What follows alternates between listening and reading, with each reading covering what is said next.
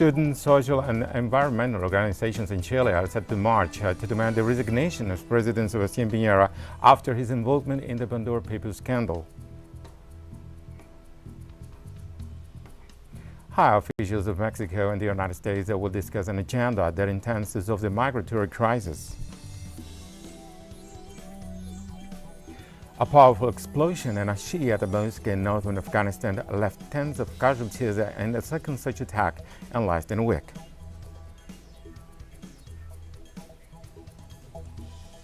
Hello, welcome to From the South. On Friday, the Confederation of Chilean Students, the heads of the Student Federation of the Chile Catholic University, as well as other social and environmental organizations, are set to march in the capital, Santiago. The event seeks to demand a leave of office of President Sebastián Piñera due to the head of state's ties in the Pandora Papers corruption scandal and his use of the country's resources on his sole account, deeming him unfit to leave the nation under moral scrutiny. At the same time, Chilean justice announced the beginning of an investigation against the president carried out by the lawyer Luis Rondon, where Piñera and his family's role in the Dominga mining project scandal will be looked into, as well as the money hidden in the Virgin Islands.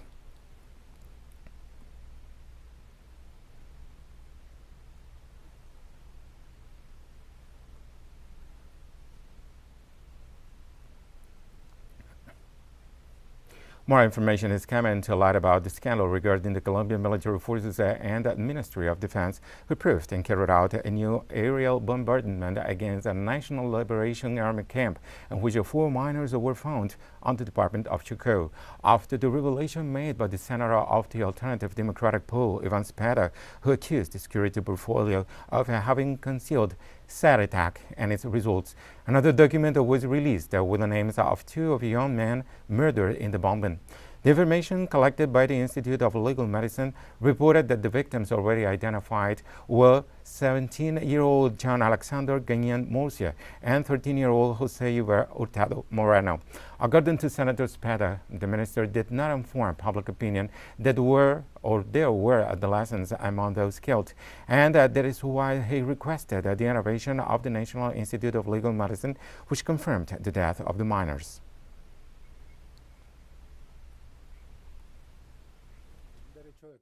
Through a request I made to the Institute of Legal Medicine, it has been established that in the bombing carried out by the military forces in the Department of Chocó against a group of the National Liberation Army, of the 8 people who died in that bombing, 4 were adolescents, and one of them was a 13-year-old minor. This horrifying fact shows a double reality. On the one hand, the forced recruitment of minors continues, in the absence of a peace policy from this government, and on the other hand, the military forces continue to use disproportionate methods such as bombings against groups in which there are minors, adolescents, girls and boys. This is clearly prohibited, both the forced recruitment of minors as well as this type of indiscriminate methods by the international law, and that is why today I have addressed a communication to the United Nations, highlighting this horrible situation that is unfortunately happening in the country. Politicians and leaders whose secret dealings were revealed in the Pandora Papers are facing increasing criticism and scrutiny, and more governments around the world are pledging investigations in the wake of the biggest offshore leak. In Paraguay, former President Horacio Cartes amended his public disclosure forms to add an offshore company he owned but didn't declare during his presidency between 2013 and 2018, following questions from the International Consortium of Investigative Journalists and its partners. On a single day, the family of the former president created 3 paper companies in Panama. 2 of them appeared in the name of his sister and one in the name of the former head of state and his children. The firms were created after U.S. money laundering investigation became known. Although in all the documents sent by the Cartes family, it is repeated that the offshore would be used for the purchase of the real estate. Only one day detailed that it was an apartment in Miami valued at more than $1 million.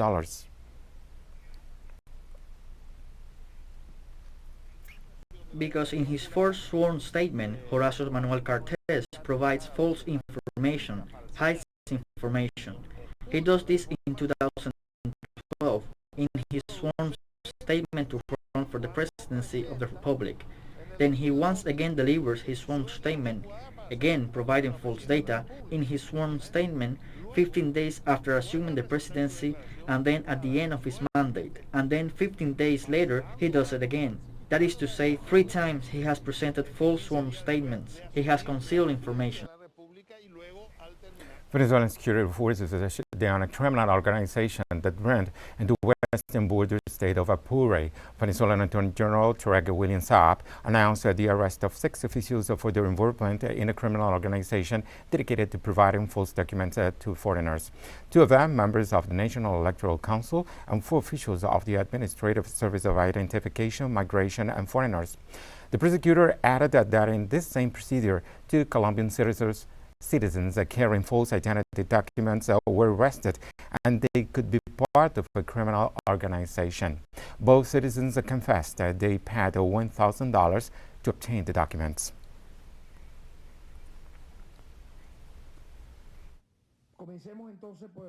Again, the bad example of some individuals who, from Colombia, come to interfere in the peace of Venezuela. Also, apart from these Colombian criminals, there are Mexicans and U.S. citizens linked to criminal, paramilitary, and drug trafficking organizations. In addition, 2 Colombian citizens were detained. Said individuals were found with false IDs, and it is presumed that they are part of a criminal organization. And the Center for Analysis and Research on Human Rights revealed that the kidnapping cases trebled in Haiti, immersed in deep political, social, and economic crisis. The organization pointed out that from July to September alone, 221 cases were registered, 117 of them in September, while since early 2021, 628 kidnappings for ransom were reported. At the beginning of the week, the Protestant sector organized a general strike to complain about the phenomenon after the murder of a pastor following a kidnapping attempt in the above-mentioned month and the abduction of another religious leader last Sunday. Economic, educational, and public administration activities came to a standstill. However, the government didn't assume a stance on the strike or on the increase in this insecurity. This United Nations representative in Haiti, Helena Lima, warned before the Organization Security Council that the armed gangs had extended their control to large stretches the capital, while the economic and political crisis continues.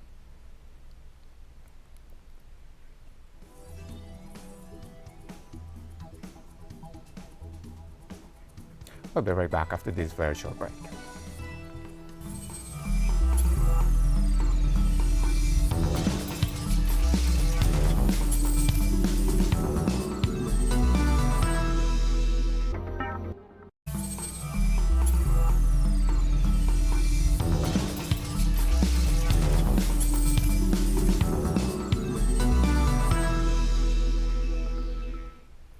Welcome back. High officials of Mexico and the United States met on Friday in the Mexican Chancellor's headquarters to set in motion an agenda that intends to solve the migratory crisis. The bilateral meeting happens as Antony Blinken, U.S. Secretary of State, concludes his visit to the Latin American country in talks with President Andrés Manuel López Obrador. This is in the strategies that seek to stop the overflow of thousands of migrants of Central America who pass through Mexico to get to the United States. Recently, Mexican authorities said that poverty, inequality, violence, and discrimination are several causes that prompt the massive crusades from citizens from Honduras, Guatemala, and El Salvador. The Mexican delegation will try to reach a sustainable agreement with the United States by proposing a regional development plan.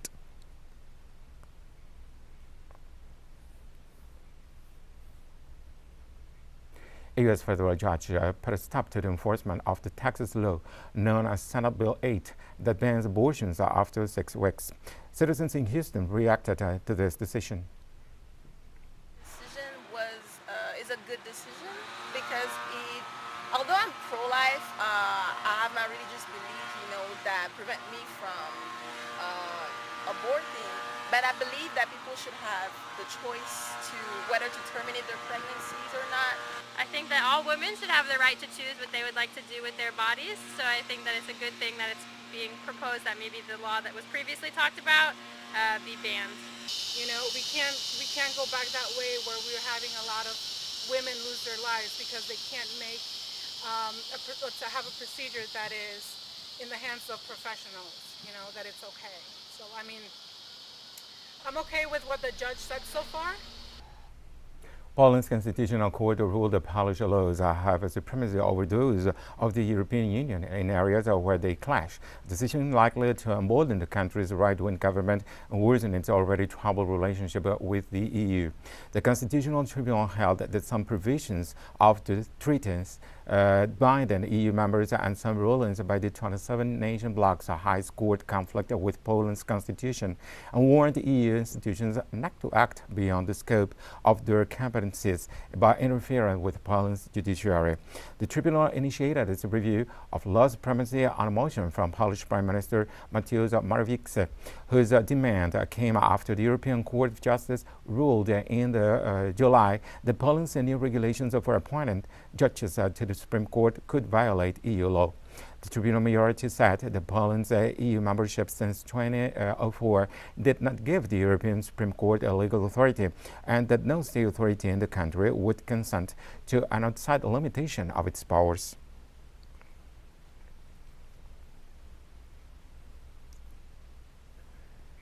In the meantime, European Commission President Ursula von der Leyen vowed on Friday to firmly defend the primacy of EU law.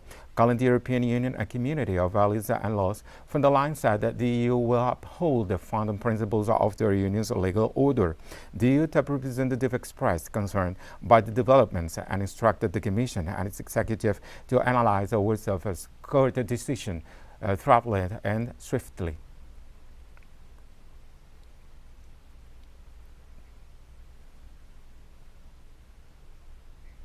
Billionaire mogul and current Prime Minister of the Czech Republic, Andrej Babiš, was sworn as the most likely to win the elections that began Friday in that European country, despite his name coming up in the recent Pandora Papers tax haven scandal.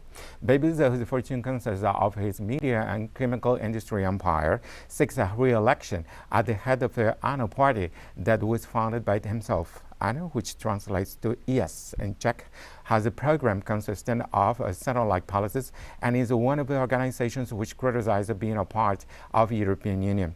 Babiš's support is marked by the polls with 30%, while his closest rival, representing the center-right-wing Spolu party, stands behind by 10%. Promising a tight run due to ongoing alliance negotiations. Results of the election are expected for Saturday afternoon. Babiš's name came up on the Pandora Papers showing offshore accounts and businesses are not registered in the formal channels of his country.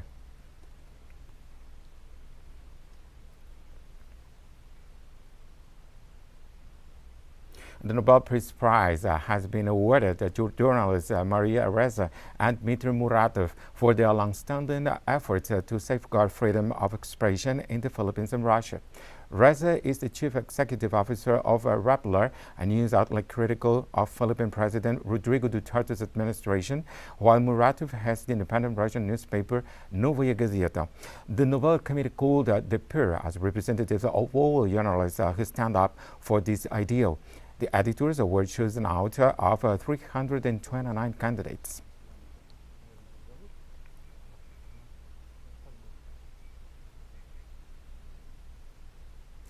We have more stories coming up after there's a final short break. But first, let's watch a video on the sexual scandals in which a Catholic church has been involved. Abuses against minors that have led to planned investigations around the world.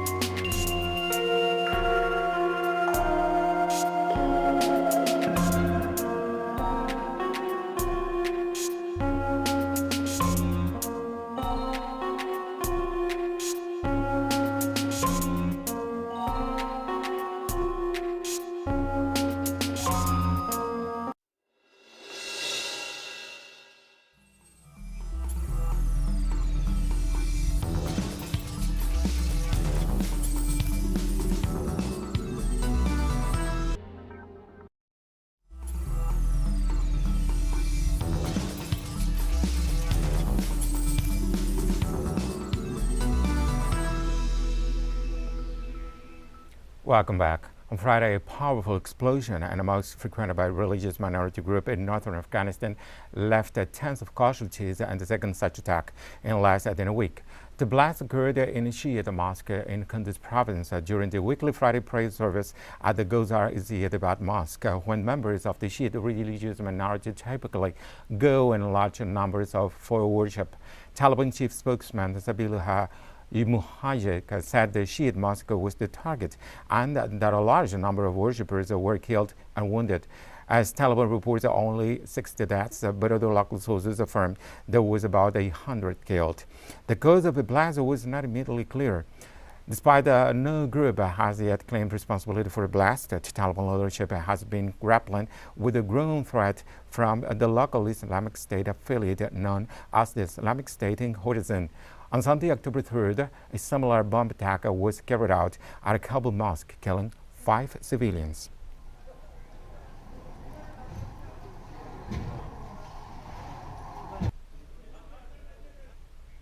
The arrival of U.S. forces with truckloads of weapons, ammunition, and logistical equipment to the illegal bases in the Syrian province of Hazaka was once again reported. A convoy of 56 trucks and vehicles carrying weapons and logistical equipment, along with 8 Hummer armored vehicles, entered the province under the protection of the Syrian Democratic Forces mercenary militia. Authorities warned that the convoy entered through the illegal border crossing of Al Walid with Iraq and headed towards the illegal U.S. bases in the areas controlled by the Syrian Democratic Forces.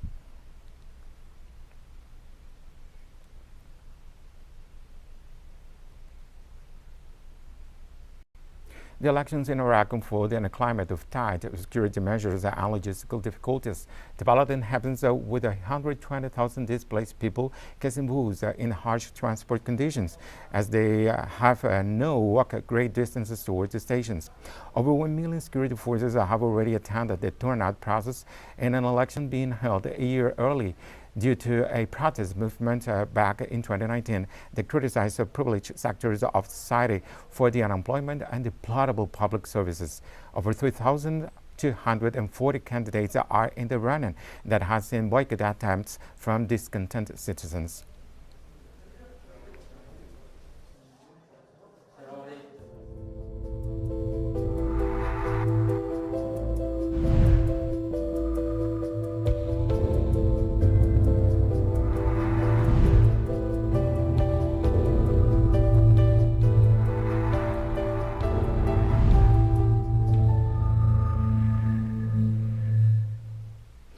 Romania is one of the poorest countries in the European Union and has one of the region's weakest vaccination campaigns against COVID-19. It suffers from a spike in deaths due to the virus, as a fourth wave of the disease affects the population. The main Institute of Infectious Diseases in Romania runs at 110% of capacity, with patients in hallways due to the waiting for vacancy, sometimes after previous occupants die. On Thursday, there were over 14,000 new cases recorded within 24 hours in the 19 million inhabitants country. On Friday, authorities reported over 300 deaths. Interior Minister Lucian Bud said that 1,600 Romanians are waiting for a place in intensive care, and what senior officials are labeled as a health catastrophe.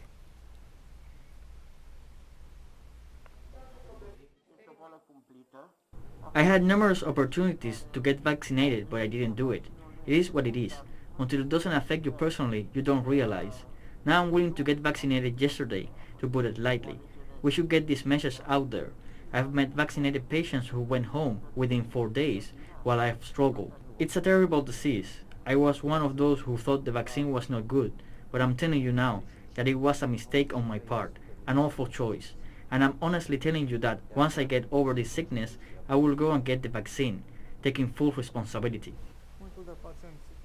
And Russia awaits the results of the negotiations on mutual recognition of COVID-19 vaccination certificates between Moscow and the European Union. Kremlin spokesman Dmitry Peskov said talks are ongoing despite misunderstandings on both parts. The official stressed that the bilateral recognition of the immunization is extremely important and should be formalized. Recently, the Russian Ministry of Health submitted to the European Council mission the necessary documents for the mutual recognition of COVID certificates.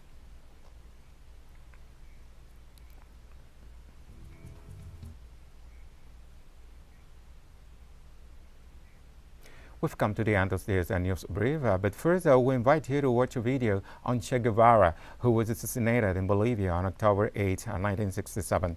You can find these and many other stories on our website at Telesur English and also on our Twitter accounts at Telesur TV and Telesur English. I'm Ray Gomez. Thank you for watching.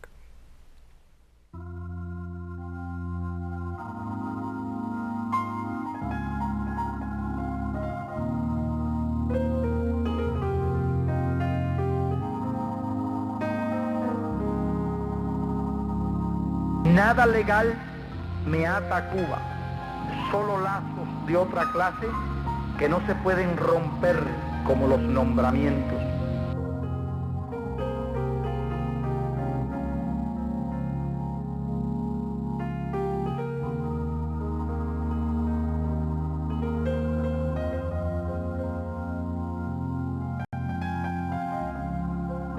Otras tierras del mundo reclaman el concurso de mis modestos esfuerzos.